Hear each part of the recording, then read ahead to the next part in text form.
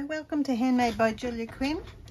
I'd like to introduce you to our watercolor pencils. We have two collections of watercolor pencils, assortment 1 and assortment 2.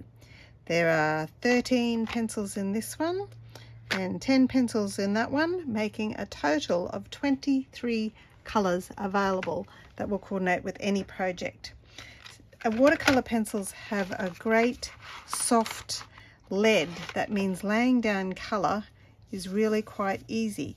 One of the most exciting things about our watercolor pencils is that our white works incredibly well and is lovely and opaque on our colored cardstocks. I'm using the same image for all of my coloring in here just to show you the differences between all of them. Now you can lay down your white. And look at that, isn't that beautiful? So the artist has done a lot of the work for us, but by adding the white pencil to it, it's given us a lot more detail.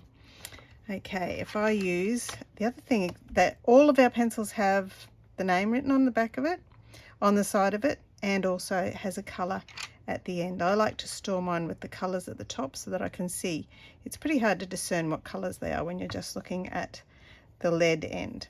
Okay, so when I colour, I just colour where the artist has done all the shading on the illustration.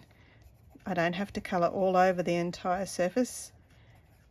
I can just colour like this. Is for another technique using your watercolour pencils. Okay, and this way, this technique uses a water painter to go with it. Okay, so I've just coloured where the artist has done all the detail, but by adding water to it, I'm able to drag that colour across the entire part of the image. The magic happens, and the darker tones are where I did most of the colouring, and it just creates a bit of extra shading to create light and dark in the image.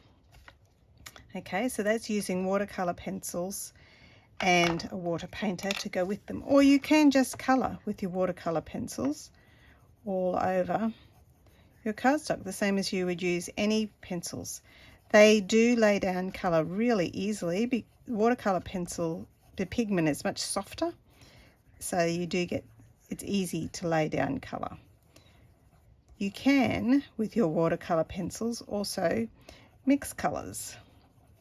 So I'm laying down the melon mambo now, but I could add some real red to it and it will mix quite nicely. So if I look for my real red here, here it is tucked away in my box, real red, and I can add, and the colors do mix together quite nicely because it's such a soft pigment. Okay. Also, when you're using your watercolor pencil, you can, if you don't want to add the color directly to your project, scribble onto a piece of scrap paper and using your brush, pick up the color to add to your project. Okay, it just picks up less than if you're just using the pencil directly to your project. Probably gives you a little bit more flexibility when you want to do painting. You can also pick up color directly from the tip of your watercolor pencil. That gives you pretty intense color and quite dark tones as well. The other thing is, when your cardstock is already wet, the color will be darker when you color directly to your project. I hope that's inspired you. This here is watercolor paper, and I have used a solvent-based ink because I'm using water as well so that it doesn't bleed when I'm coloring. This is basic cardstock, and we haven't added water to this one yet, but after we do, see how it smooths all the coloring out? So you don't have to be a precision coloring in person to use watercolor pencils. If you're adding a water painter to it, it smooths the color out so that there are no lines and it looks really beautiful. So there you go, watercolor pencils. They are amazing. White white pencil, or on basic white cardstock, or on watercolor paper.